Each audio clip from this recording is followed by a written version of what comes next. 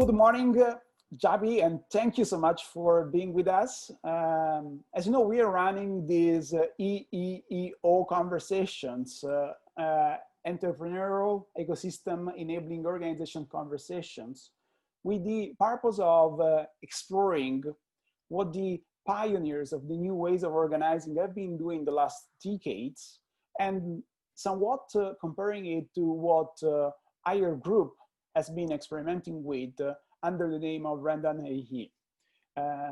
Welcome with us. You represent K2K, Emocionando, and I will ask you just in a moment to tell us what is this company doing and actually what has it built in the last few years. But first of all, let me really thank you for spending this time with us and being willing to share a bit about your stories, your lessons learned, and to project into the future some of the trends you've been working on the last few years. So again, thank you and welcome.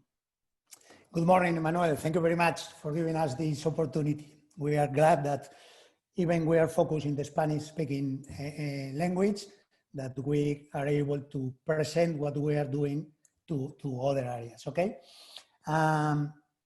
Yes, I am working in K2K. K2K is a small company. We started in the year 2005. We started only 2 persons. The founder of K2K is called Sarachaga, okay? He was coming to work in a cooperative company called Irizar. Irizar right now is one of the leader companies worldwide manufacturing buses. Okay. When Koldo went to Irizar, Irizar was close to bankruptcy. In fact, he was sent there by the bank to close the company or to change the product they were doing, because they thought at the time that the problem was not with the operative system of management, the problem was with the product. They were doing buses. Right now, Irizar is a company of 100, and I can make a mistake, but probably 10 years, 110 or 108 years. And the thought at the time was the product is all, you cannot make money with this product. When Koldo arrived to Irizar, they were around 180 people, okay? He was able in 3 months to change the profit and loss account, and in something like 6 years to go from one single site company, only with a manufacturing plant in Guipúzcoa, to having plants in all the continents, and to be 3,000 people, having an invoice yearly around 500 million euros, and with one of the highest EBITDA in the whole Spain, not only on the industrial manufacturing companies, even comparing with the service companies, banking, the company was getting an extraordinary results. And these were not coming on the change of the product. This was coming on the change of the operative system. And I'm speaking here about a cooperative, which means the 180 people that were at the time, they were all co-owners. So they were all trying to make the best of the company. But the hierarchy system that they have, even being a cooperative, didn't allow them to have an efficient company, okay?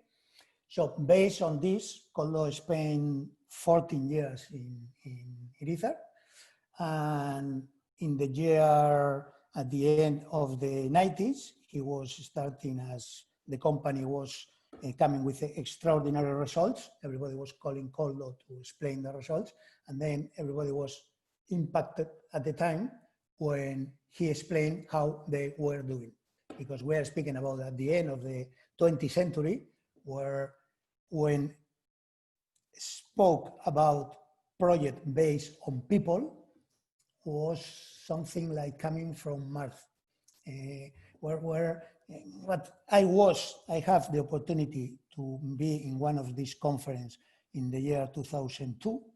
At the time I was managing a Canadian company in Europe. I was the president of the company was around, the Canadian was 500 people, and I was running 250 or something like that here.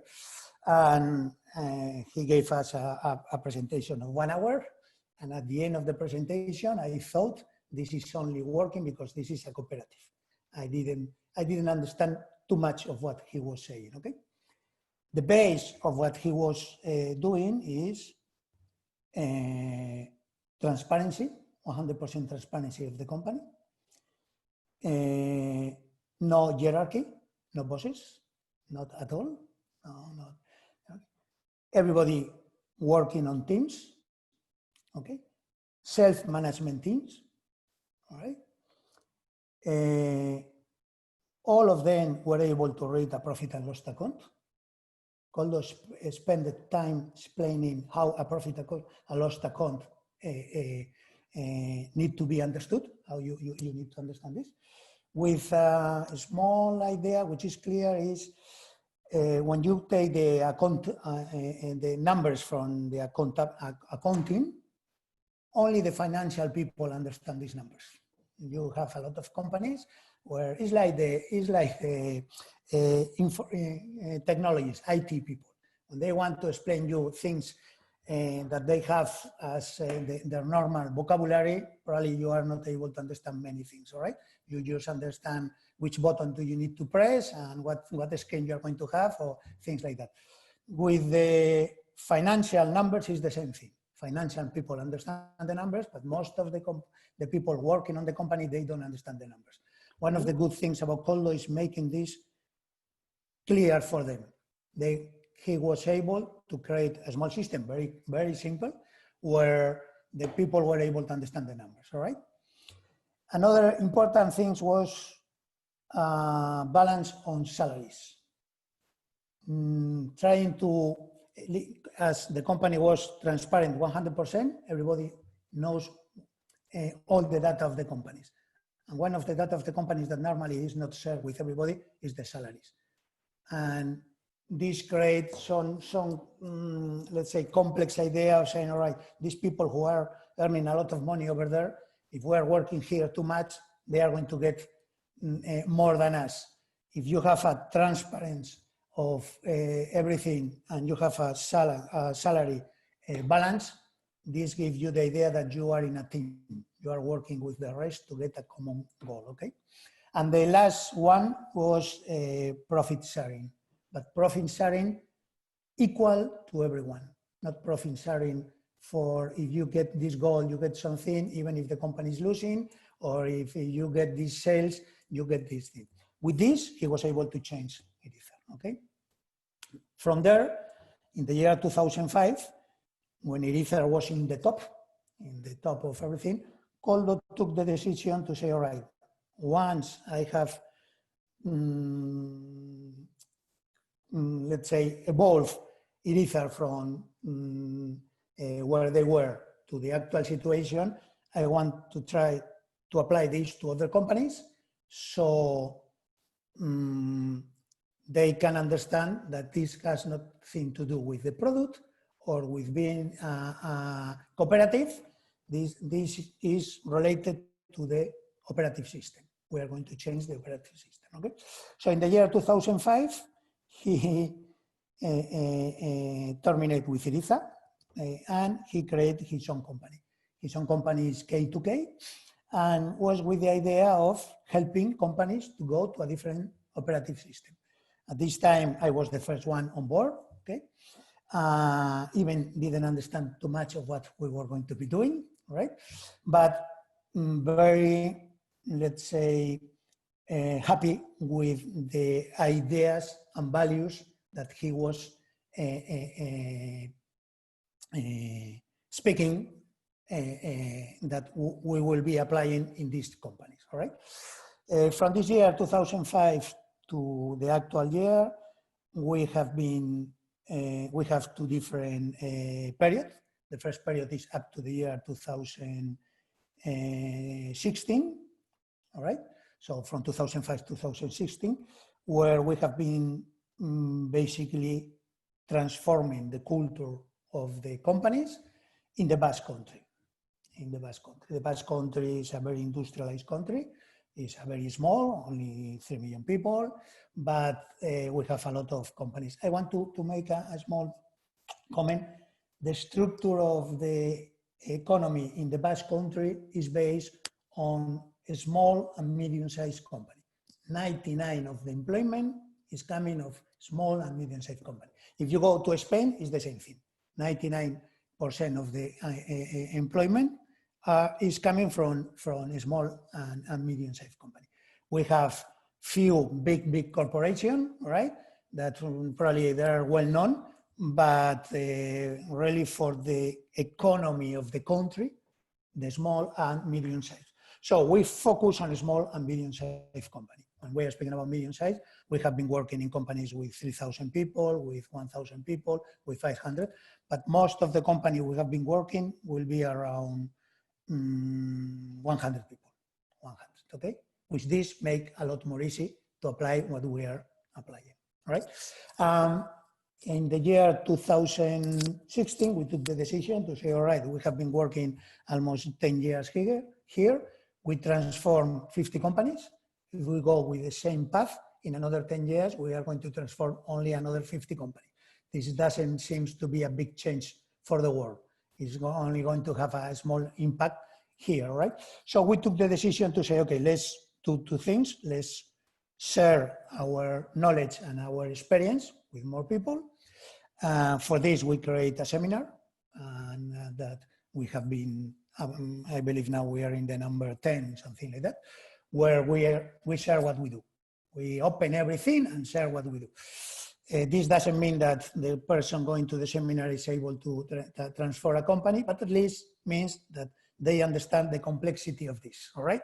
And from there is a starting point, and you can do many things. And the second thing was, all right, we have been focused in the Basque Country, let's open to other areas, not too many, but let's open to other areas and let's open to grow. From 2005 to 2016, we have been only 7 persons, okay? And now we are collaborating with another 7, so we are now 14 people, right? The core people from K2K, we already have, all of us, more than 20 companies transformed, so we have a lot of experience because you need to learn a lot. And now with the new people, they bring other knowledge that we don't have, but we are collaborating pretty well, right? In the meantime, when we start transforming companies, we took the decision to create an association based on the style, based on the operative system, not based on shares, not based on sector, not based on scale economies, no, based on the values and based on the operative system. This is called NER Group. It's free in, free out. The companies need to vote. We will speak about this, to go in, to go out too. And we share everything. As all the companies already apply NER, new style of organization, okay? Relationship, new style of relationship. They already know that everything needs to be transparent. They already know how to work collaborative. They already know how to work with no hierarchy. So NER Group now is around 20 companies, and we have been already 11 years together, with some coming in, some coming out, all right? And what we are doing is we are trying to keep this style alive, evolve together, and we have a purpose, a common purpose, and a strategy plan together. Okay. I don't know if this. No, it's really a great introduction, and it really helps us to understand that today we are talking about different organizations and different experiences, but under a common umbrella of values, of principles, of direction. So thank you very much for framing it and to help us to understand the different parts. Let's do one step back. I think it's clear right now that technology are really transforming the nature of the firm. And we have been seeing this trend unfolding for decades now, especially with the internet, with social media, with IoT, and now with artificial intelligence and other trends. On the background, I think right now in Europe, but in the US as well, there is lots of tension in terms of uncertainty, in terms of unpredictability, in terms of volatility of the market, but also of the society. If we think about climate change, we think about political instabilities. These two dimensions, so the disruption due to technology, but also the uncertainty due to the geopolitical instabilities, are affecting organizations. And we see organizations that, let's say, are not able to keep up with the world, in which employees are disengaged, in which employees are not productive, organizations that are not able to reinvent themselves at the pace that is required to survive, probably, or hopefully to thrive on this new market. Is this something, are these trends something that you have seen in NER Group, that you can recall from the experience of Irizar and of the companies you have been working with? For sure, this is clear a situation that is all over the world right now. You have a big change, technological speaking, product speaking, market speaking, politically speaking, all right, which creates a lot of risk and creates a lot of opportunities. When I was speaking at the beginning about Irizar, the people who signed call to Irizar thought that changing the product will be the right thing to do, all right? Which really in some cases can be, but in most of the cases will not be the right solution. The right solution is changing this operative system and creating an operative system where everybody is aware of what's happening, everybody understands all the different force that you have in a company. You have the market, you have the country, you have the unions, you have the workers, you have the managers, you have the financial market, and all these forces. When you don't have information and you work for a hierarchical company, the people working over there, the persons, the only thing they need to do is 8 hours and I go home. 8 hours and I go home. Maybe it's a more creative job, less creative job. And the rest is, if there is a system, I pay you some more. And if there is a need for more extra hours, I give you something for the extra hours. And then I have an operative system where, yes, they can go to get some total data, but they don't understand why this is working correctly and not working correctly. And they have the opportunity to blame on the managers, because if the things doesn't go ahead, it's a matter of the managers, okay? When you have an operative system where every single one understand all these forces, and I don't say understand 100%, understand that the market change is not a matter of the manager, it's not a matter of the sale person, okay? The product is not any longer a product that is the right one. It's not, again, a matter of you need to have a visibility and work for the future. So you need to make the companies the more adaptable possible. To make the more adaptable possible, I always make similarities in the countries and the companies, because the countries has their own culture, they are all different. They seems to have the same operative system, a theoretical democracy, but the reality is that they don't respond to the situations in the same way. And you have countries where you think you would like to live because you see that they are able to adapt to the new situation, and you have countries where you don't want to be there because you see that because of the culture is a mix of many things, they are not able to adapt.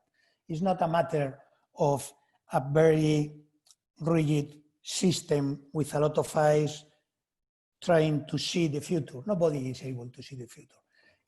6 months ago, we didn't know anything about the COVID, and we were doing a lot of plans of the COVID. The COVID arrived, and then you don't have a contingent plan for this. If you have an organization who understands what will be the situation with the COVID, the organization will be willing to adapt to this. They will not like it, but at least they will be able to adapt, because they know that if they don't adapt, what will be the problem, okay? The other thing, and with this I finish, is that in companies, you need to feel comfortable, meaning you need to feel secure, okay?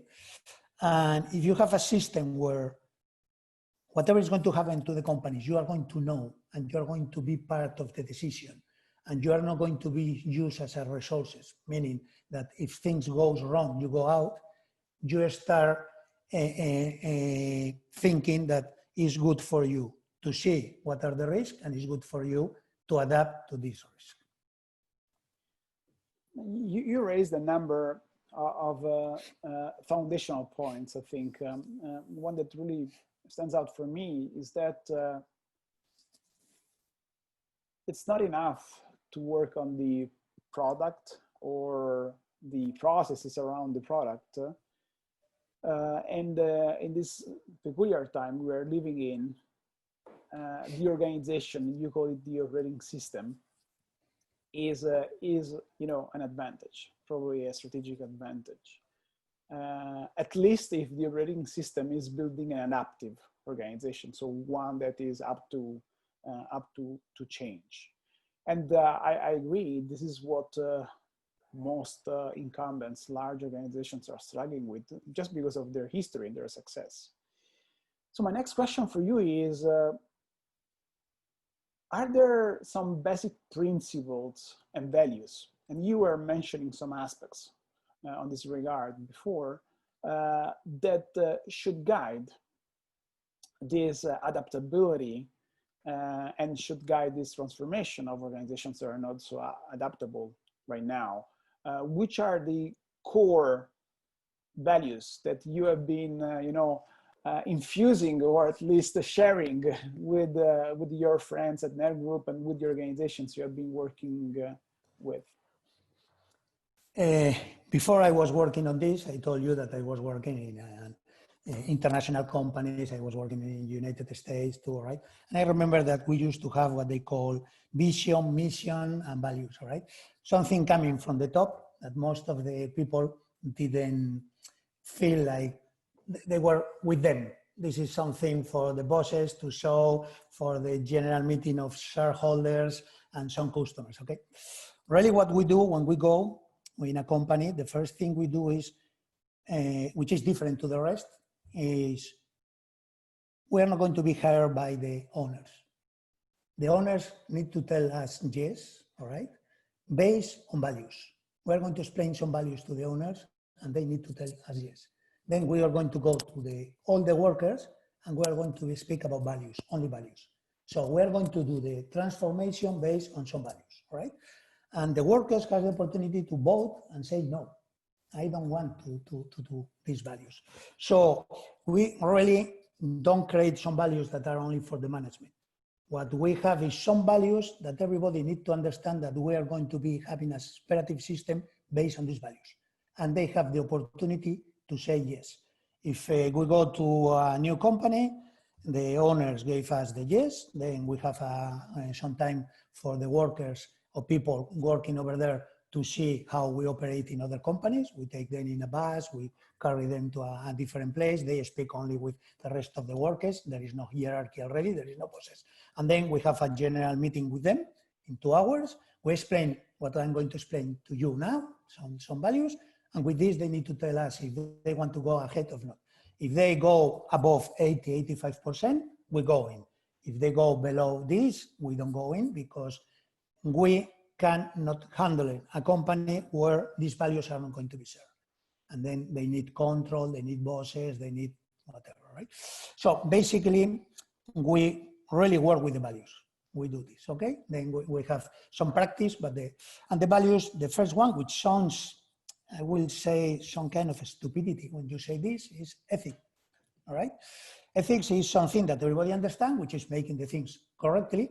But when you go to the companies, most of the companies, not voluntary, looking not to be an ethic companies, but all right, I pay this a little more than this other, I pay the extra hours of of the law say that you're not able to do more than 80 extra hours in the year, but I'm doing in 160.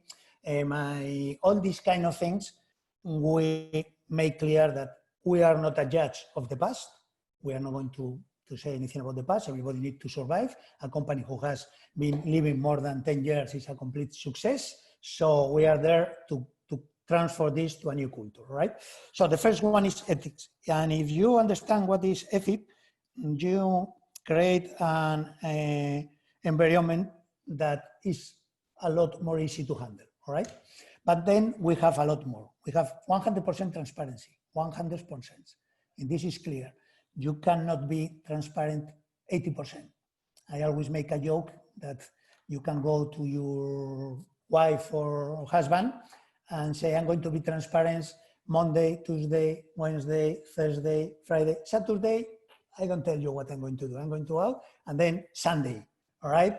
You don't get trust with this. You are not able to get trust. So transparency is basic to get the next one, which is trust. We need to work based on trust. When you work based on trust, you don't need hierarchy. You don't need bosses, all right? Because everything is going to be seen for everybody, and you are going to be monitoring what is happening. You're going to make mistakes, but we didn't have the right decision, but everybody understood that we try, and this is what we wanted to do, okay? So basically transparency and trust. With this, you go information, communication, but information is one thing. You can have the information in your board, but this is not communication. Communication is being sure that the information is getting to the right person, which is 100% of the people that you have working with you, and they understand or don't understand what you are telling you. So with this, you have a common language, and with the common language based on the previous values I told you already, you can work. Then we, I told you, self-management team, complete self-management. Everybody needs to be in a team, everybody, all right? Responsibility. When you have hierarchy, let's say grade of responsibility is a lot lower because somebody is going to take the decision. You need to be free. You need to have freedom to have responsibility. So one thing that we do is we take out all the controls. There is not any control, not even the clock in, clock out. We go and eliminate. In the 21st century, you cannot control the time of the people that goes to work. They can be building or manufacturing or designing an engine for a plane, which has a lot of complexity and responsibility, but we are trying to control if they are there at 8 o'clock and they are stopping to have lunch at 1:30. So all this is out. Freedom and responsibility. Another thing is all the important decisions are taken together as we have transparency. We are sharing the economical numbers of everything. All the big decisions we take together. When you explain this, seems like it's going to take a lot of time. No, when your operative system works for several months or several years, it's really easy to go, stop everything, go to a general assembly, now with Zoom and everything, get the rest of the people, explain what we are speaking.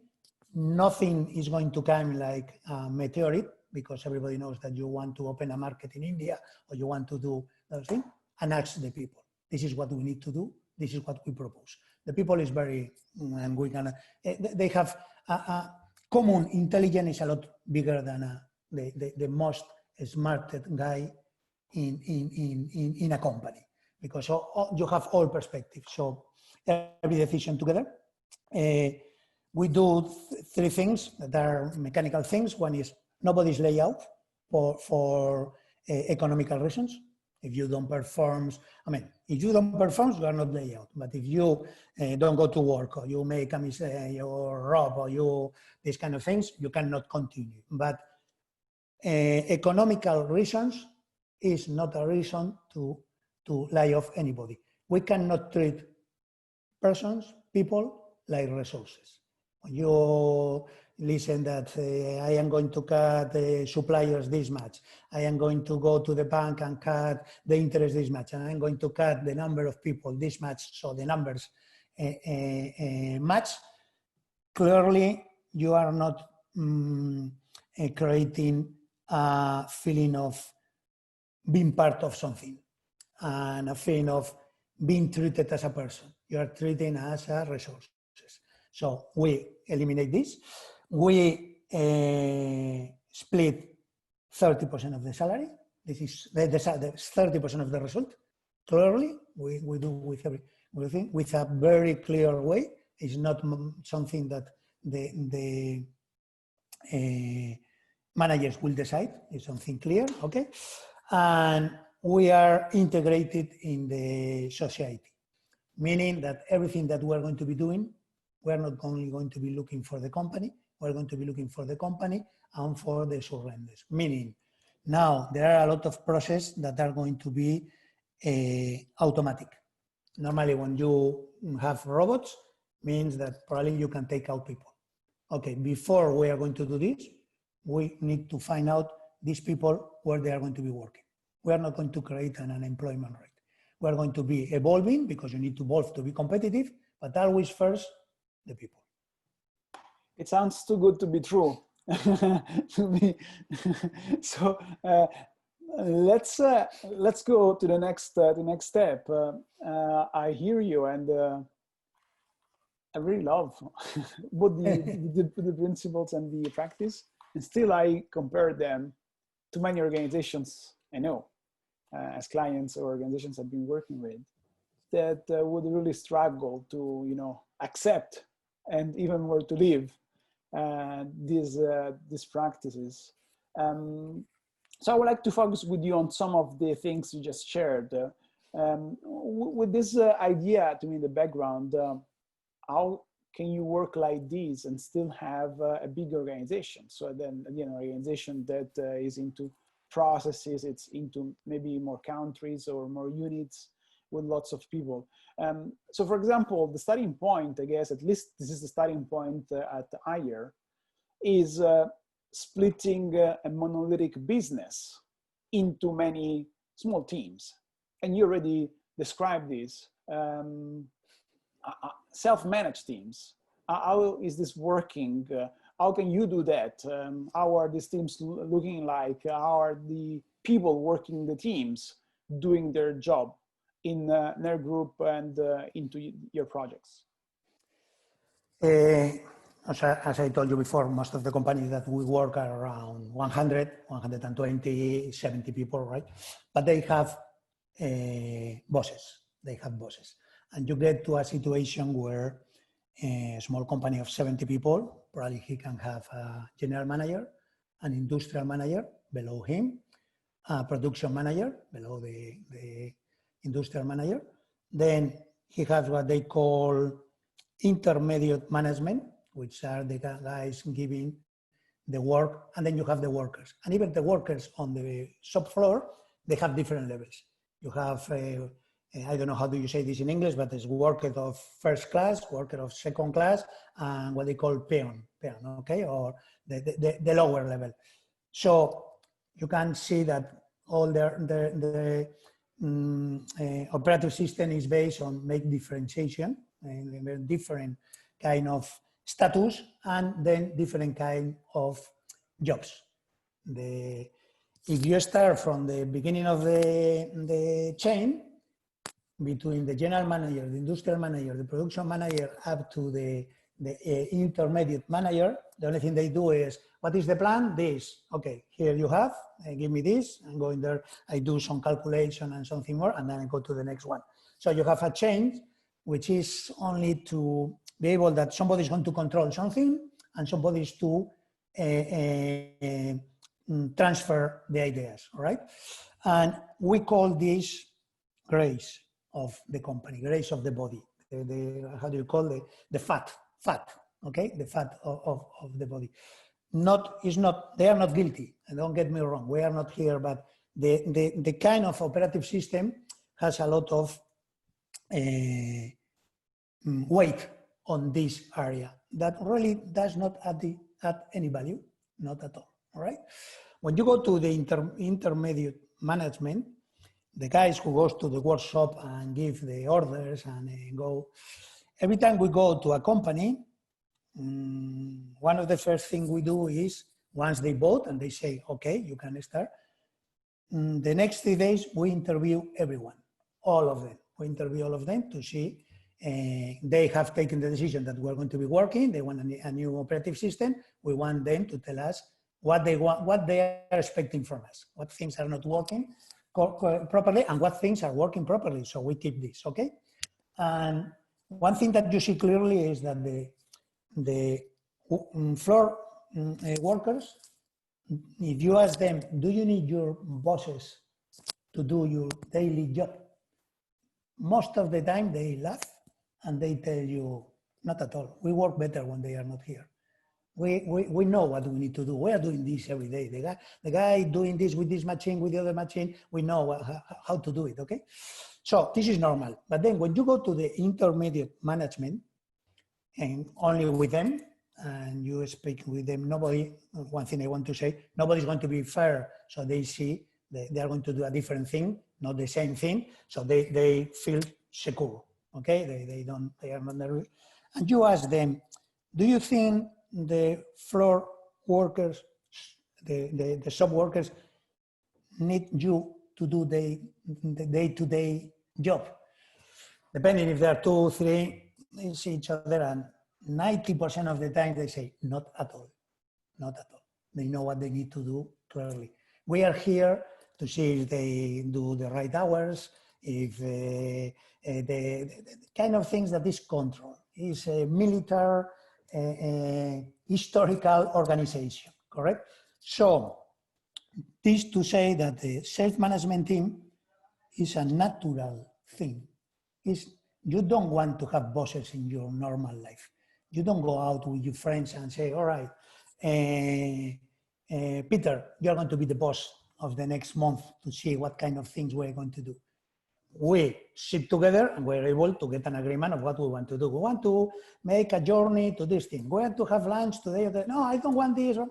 You get an agreement, and this is same thing in your family. In your family, you don't look for a boss. Probably there will be somebody with authority, will be somebody with authority for a sport, will be somebody with authority, but then you organize by yourself as a self-management team, correct?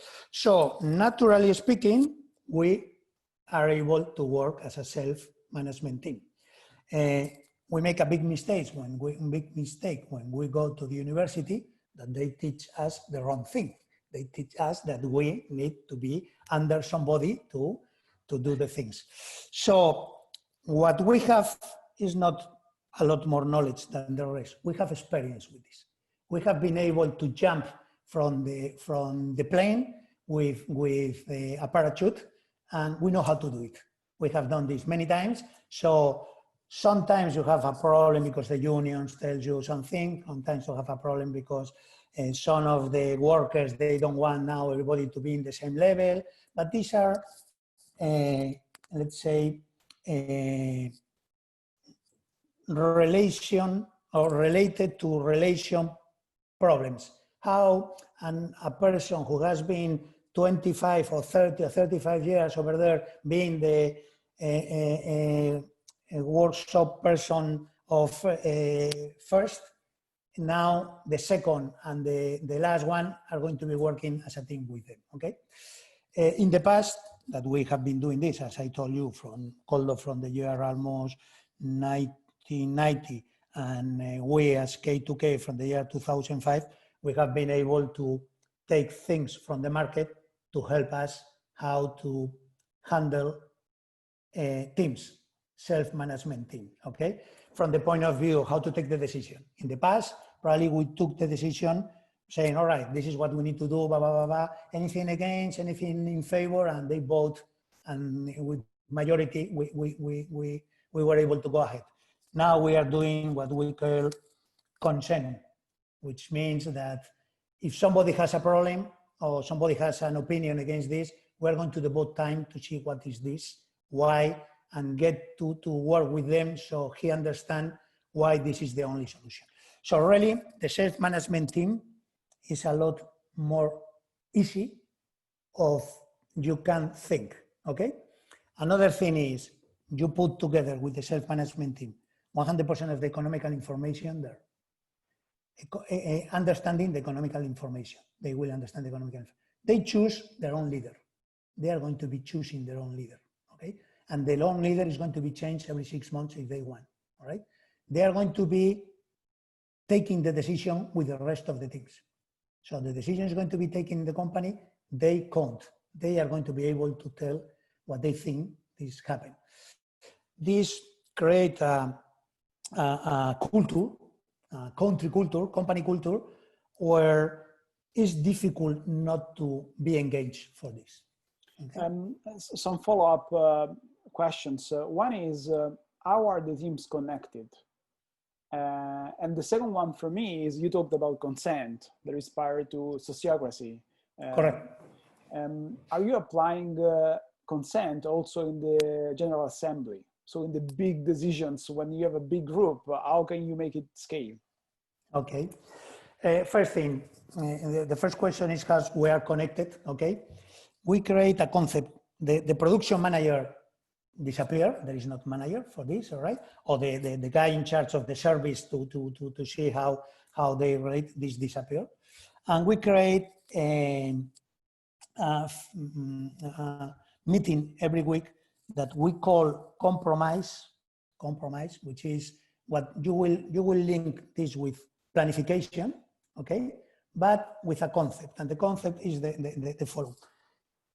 Every team is going to send a representative to this meeting, and there will be a person who will gather all the information from the previous week and the information from the sales team, what we need to do for the next, depending on the kind of activity, next 2 weeks, next 3 weeks, next 5 weeks, as much as you can see, better, okay? And these people, they will go to the meeting, and when they go out of the meeting, they compromise themselves to do what the planning was presenting, or they say, no, we cannot do this, and I can show you some examples, and let me go back to the team, and I will come with some proposition.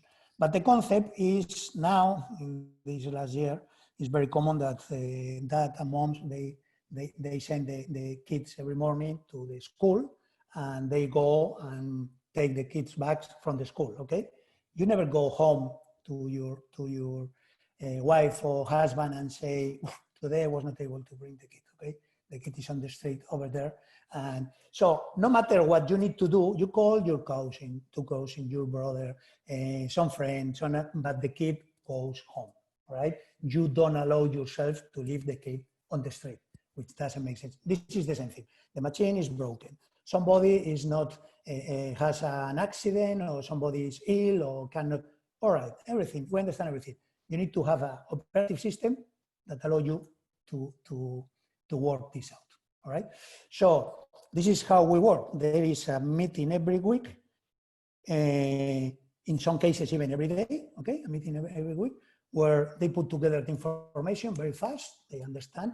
We ask them what they can do. We don't go there to say, okay, you are able to do so many electrical motors. No, we went there and asked how many electrical motors can you do?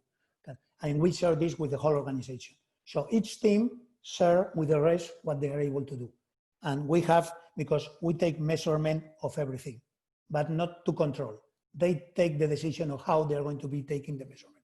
And then we create a dashboard where everybody daily, they can see what is going on.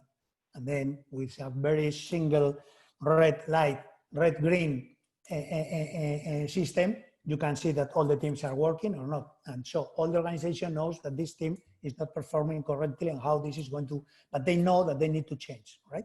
So this is how do we do to link the is there, let's say, an agreement overall between the teams that is then updated during the meeting? So I know that my team is doing this and your team is doing that. Correct. And in some cases, in this meeting, this team, let's say that now the work for the next 3 weeks is 1.5 every daily work for this team.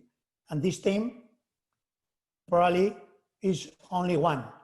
They are going to send people over here to see how they can they can work, because we have another limitation, and we don't use temporary workers. Every single one who is coming because he's going to stay here. He's going to be part of the family. So we go on stairs. We go here, then maybe we need to make an effort during the some months, and now we say, all right, we see that we have this level, let's find people to do this. During this period of time, we are going to do something together to see how we are going to do it. And then your second question about using consent on general meetings. Right now, in 90% of the companies we have changed, we are still in general meeting using a majority, okay? But in a 5%, we are using consent in this way. We ask them whatever is the plan, the question. We have, okay, yes, this is yes, and then you need to tell me what do you think that we need to improve on this proposition. We have the second, which is, okay, I can live with this, it's not my best. If you change this and this and this, I will be more happy. So now with all the applications on the mobile, this is very easy. We do this with the mobile. The third one is, no, I don't like this. And I don't like this, and for this reason. And the fourth one is, no, I don't like this because my system doesn't work with what you are doing. I want to have bosses, I want to have blah, blah, blah. So we count the yes, and we count, I can live with this, all right? And we request this to be an 80%, all right? If this is not an 80%, as everybody has sent you why they are not happy with this, then we go back and we work with this, what we call objections, with them, trying to adapt to this.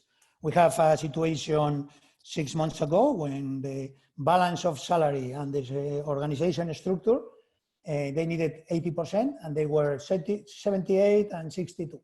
So we decided to work with them, and 2 months later, we have 100% and 99%.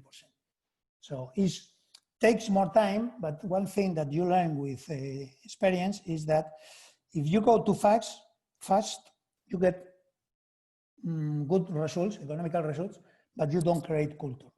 Culture is creating because you have the time to adapt. You have the time to understand. You have the time to change your mind. If you start not taking in consideration in a team of 5, 2 of them all the time, they become non-responsible because they will tell you, I already told you that I don't like this. I already told you that I don't like this.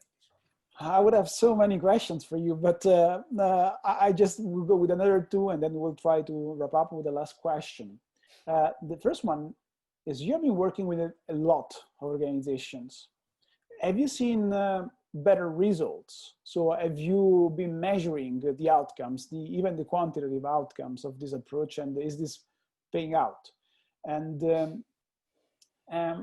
I think the second one is about salaries. You were talking about profit sharing. How does it work? So at the end, how can you, let's say, give value back to people that are self-managing themselves?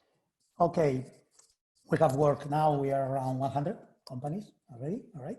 We have a operative system. The values are the same. The way of starting is different. If it's in the Basque Country and everybody knows us, that is outside. If you go outside and start speaking about these things, most of the people don't believe you because they say, I have been told on my university career in my companies that this cannot work. You are telling me something, you are trying to sell me something that is not true. One thing that we do is we invite everybody to visit us, not with us, to visit our companies, to see, to stay with them, because obviously we still have a lot of problems.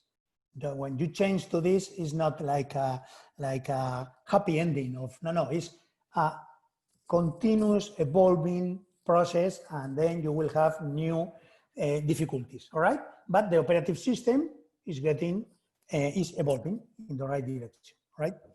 At the beginning of what we were doing, normally owners of companies are coming here for 3 reasons. One will be because really is a owner or a management team who is thinking in the future, and then, but this is let's say 1/3, okay? The second one is because they were doing through very economical difficulties, and Koldo was able to how do you say, change companies from losing money to making money, all right? So they didn't have any other opportunity, and then they say, all right, as I am going to die, let's see if we try this kind of vacuum now, all right? That nobody has or nobody believes, things like this. And the third one are managers or owners who wanted to make money and follow what we did in the companies and the result of it. So we take measurement of what we do, and we have some charts with this, all right? We don't want, let me understand, we don't want people to come only because they want to change economics. It's a fair idea, but we want better people who want to change the operative system because they understand that this is going to be better for the future, right? We do both, But at the beginning, we used to show the results, and we have spectacular results because the main idea here is we are here on the coast, all right? So we have rolling, okay, in a small boats, very typical from here, and is instead of having somebody rolling in this and somebody rolling in this and the other one not rolling and the other one, the idea when you ask people, be transparent, get the trust, is everybody's rolling. Some of them will be rolling very fast, but others will be rolling slowly, but everybody goes in the same direction on this, okay? So it's almost impossible that you get worse results. Most of the situations where you are losing money, market, product, and internal operative system. People disengage, people not happy, people being their co-workers being laid off, okay? So they don't feel like they are going to be there. So we have positive results always, and in some cases, very, very increase of production of 40% with the same people, 40% of increase of production with no extra hours because we don't use extra hours, all right? So this is one. And the second question was, one was a lot of salaries. Okay. Profit sharing. We have two things, two things, all right? One is profit sharing, and this is very intelligent. All this came from Koldo, okay? But is, all right, from now on, if I go to your company and your company is losing money, from zero to whatever money we're going to do in, that you are going to understand how we make the money and you are going to see this profit and loss account every single month, all right? We're going to share 30%. And we're going to share 30% of the results related to your salary. If your salary is 2, you're going to get, and the other is 3, you're going to get the proportion of 2 over the total and the other 3 over the total, okay? And when you are coming here and you already are making money and you are an owner and you say, okay, I'm making money, I'm making 1 million euros. All right, what we're going to do is we're going to change the operative system up to 1 million euros for you. From 1 million euros to the next, 30% is for all the workers and 70% is for the owner. So it's intelligent to think, all right, if I already have this and they are going to give me 70% of what we are earning more, I am not going to lose anything, okay? This is profit sharing, and the other thing is salary balance. This is something that in the small company is not used. To have a salary balance, if you go to the salaries in a company, it's like to the medical history of the company. You can see how this is doing the same work of this one and it's up to here because in the past he was a production manager, but then they have a new manager and he's not over there. These people are getting this because in a negotiation with the union, they got this. And then what we do is we are not going to fit anything from the past history. Nobody is going to go down with the salary. Nobody. We need to agree on a new balance of salary. And if somebody is up there, we're not going to change. Everybody will know, but we're not going to change. It's not his fault. This is something coming from the tradition, culture. So this is something that then you have, there are 2 days that are very, therefore, that are very interesting when you do a transformation. One, the first day when you have the general meeting and you see the questions and they vote, okay, you can get a feeling of what you are going to be working with, all right? And the second one is when you take the decision to take out the clock in, clock out, everybody thinks that this is going to be a complete disaster and nothing happens, not at all. And the third one is when you present the new structure of organization with no bosses and everybody see where are they in the teams that they already know before, each one knows before because they have a possibility to say no. And in the same day, we present the salary balance. And this is something that in small companies that has been in the black totally, and they have been speaking during years and they don't know really what is something that open the relationships, okay? I really find it fascinating. I have one last question for you. Again, you have transformed hundreds of organizations, but there are tens of millions out there, yeah, probably more. Big, small, medium organizations are stuck into a model that is anachronistic, is not able to engage people, is not giving them the freedom and the responsibility to do things. What's your suggestion for those organizations that want to get started? What's the starting point? Which are the critical steps to get into this space, to get the journey started? Okay, I will say a common sense thing. First thing is you need to have information. I mean, to change something, you need to be able to find information around and see what happened. Even us, we didn't know Hire exists 10 years ago, okay? We didn't know Frederic Laloux exists and the TIL organization exists. We were so focused in us changing the things that we thought we were doing something specific, special. No, there are many people understanding that the actual organization is a 19th century hierarchy model, all right? And the necessities right now doesn't have anything to do with this. So first thing will be this. And the second thing, we always, and we have a very good person in the K2K team for this, is the personal change. The first thing is, are you willing, because the surrender, so what is surrounding you is going to change as long as you change.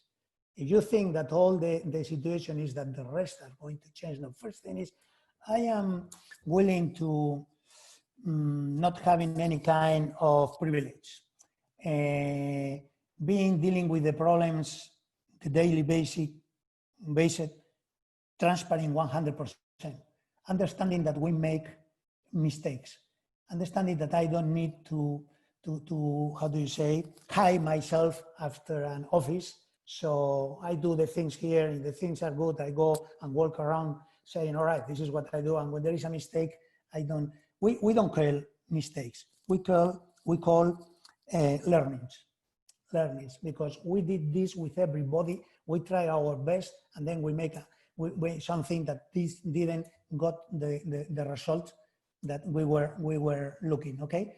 And this is the second, is I'm going to change myself first, and then the rest is going to see that they can change.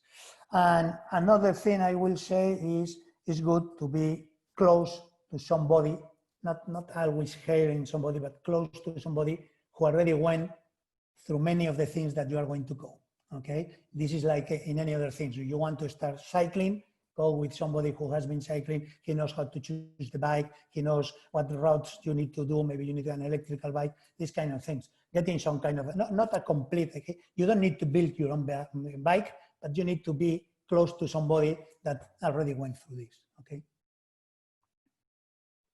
Thank you. I think it's already a good plan, and I know the journey is not that easy and not that short, probably, but I think we really have hope.